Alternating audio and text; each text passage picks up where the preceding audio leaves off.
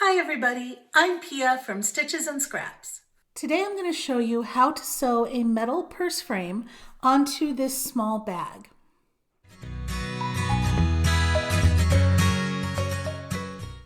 This bag is bag number 6 in the 2022 Bag Along Crochet Along on Stitches and Scraps, and you can find a link to the full pattern in the description on this video. I'm using a thread that is close in color to the main color of the bag. You can choose to do the same thing, or you can use the accent color that you're using for your embroidery, or you can try a silver color to match the frame, or you can even use a clear nylon thread that's very strong, and that's a popular choice too. So any of those will work.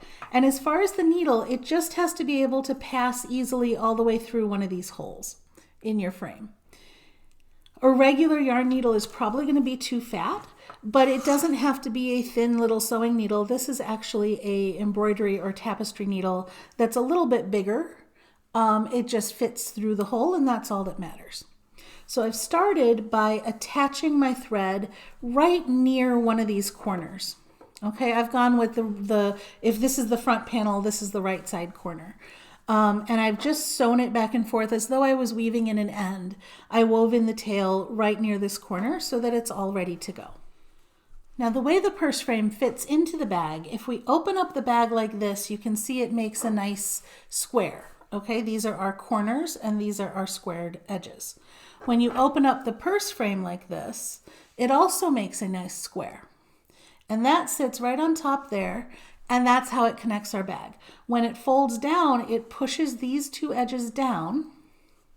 When it folds like this, right, it's going to push those center edges down, something like this, and you will end up with a bag that looks something like that. So that's what we're doing. We're attaching this purse frame. So the first thing I'm going to do is open it out, and I'm going to kind of shove the bag through it the whole way, just so that everything's inside the frame. Now when I do that, make sure also that my needle and thread go through the frame too, so that they don't end up wrapping around the frame on the first stitch. You want to make sure that that comes out the top cleanly. And then I'm going to take this corner, which is conveniently embroidered on this bag. I'm going to take this corner and I'm going to put it in the corner of the frame. On this frame, the corner is between these two holes, so that's where I'm going to line up the white part of the bag, that little embroidery corner that I've got. Now, if your frame is not entirely square, it may not quite line up with the corners in the same way, and that's okay. You can find another point to line up, and instead of lining up the white line with the corners, maybe you're 2 stitches back. But try to line it up so that it matches the shape of your frame. And isn't any more bunchy in one part than it is in another part.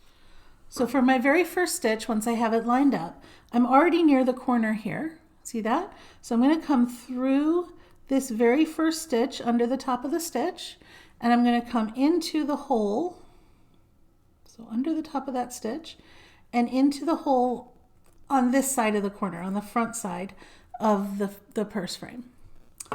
And then I just pull it through. And that's going to get me started. Now I'm going to work in kind of a back stitch method. So what I'm doing is I'm going to work each stitch twice, right? So I'm going to go through this stitch now, or this hole. And notice I didn't go through the fabric yet because I want a little more control over where I'm going through the fabric. I'm going to go through the fabric on this side of that center stitch right there. Okay? So just 1 stitch over. And I'm going to pull that nice and tight now to snug it up into the frame. Okay?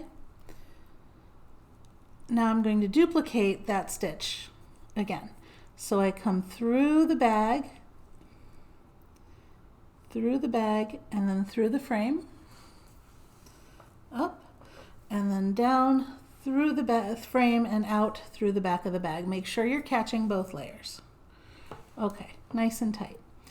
Okay, so now I've lined up these corners and I'm looking, I've got 1, 2, 3, 4, 5, 6, 7, 8, 9, 10, 11 stitches across, and 1, 2, 3, 4, 5, 6, 7, 8, 9, 10, 11, 12, 13, 14 holes across. So 3 times across, I'm going to have to double up through a stitch. So that gives me an idea of how tightly I need to sew this. So I'm going to start by going into the next stitch, right there, and then through that hole, okay? And then I'm going to work backwards through this hole and back through the stitch we were in before. Let's repeat that.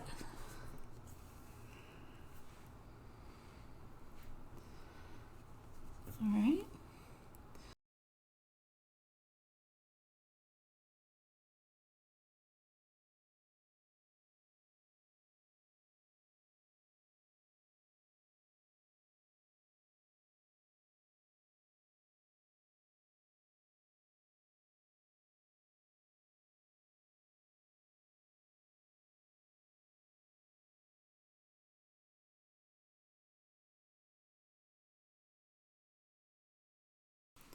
Notice how it's pulling the edge of your stitches into the frame as you do that.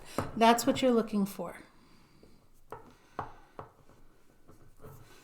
So you want to make your stitches nice and secure. I finished the front, and you can see without any extra effort, it's tucked the stitches right up under that edge, right where I want it. So that's perfect. Now let's look at the side. Now before we start on this side, I want to mark the center of this side edge because there's a hinge in the center here, and I want to make sure that center lines up. So 1, 2, 3, 4, 5, 6, 7, 8, 9, 10, 11 stitches between our columns here. So that means the 6th stitch is the center one. 1, 2, 3, 4, 5, 6. This one right here is the center stitch. So I'm going to mark this center stitch and make sure that when I'm sewing that lines up with this hinge. We're actually going to skip that stitch, and I'm thinking the way it lines up, we're going to skip 1 stitch on each side of it. So we're going to place it like that and try to get it to line up that way. So let's do this little bit first. Remember, we're duplicating each of our stitches. So after you make a stitch, do it twice.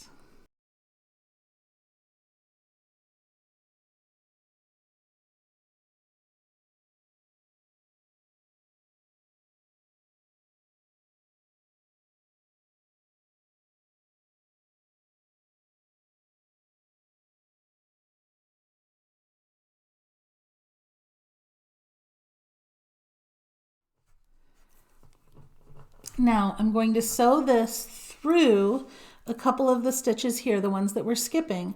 I'm going to sew it across to the other side. And so that it doesn't accidentally gather, oops, hang on, I've caught it. There we go. So that it doesn't accidentally gather, I'm going to make a little back stitch to stop it from sucking in if it gets pulled too hard. Okay, now looking at this frame again, if we put this in the center, we have 1 stitch kind of partially covered by the edge of the frame there. So we're going to do the same on this side and kind of partially cover that, the edge of that stitch there. And we're going to bring this needle up.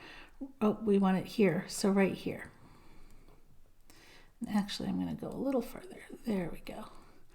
Because we want to line up this corner as well, right? So we're trying to get it to line up as close to the same as it was on the other side. So there we go. That's pretty close, right? And I'm going to shove it right back down there. Okay, and duplicate that stitch.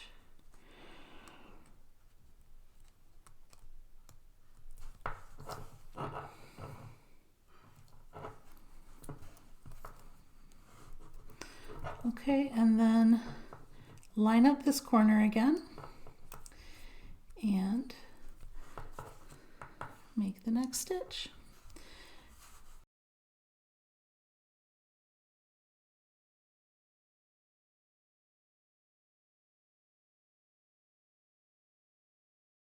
So now I just keep going around. I'm going to line up this corner here, and then when I get to this side, I'm going to use that stitch marker to mark the middle again and line that up again and get it all sewn in place, lined up the same way that I did the other sides that we just did, and then I will come back. At some point, which for me is right now, you may need to start a new thread because your thread's getting too small. When that happens, just sew it into the fabric just like you would weave in a crochet end. Sew it in, but maybe a few extra times. I like to do it 3 or 4 times into the fabric. And then join a new thread by doing the same thing. Weave it in like this and bring it out where you want it to start. Now when I get to the end, I'm going to do my last stitch in the same hole as the first stitch to connect this seam all the way around.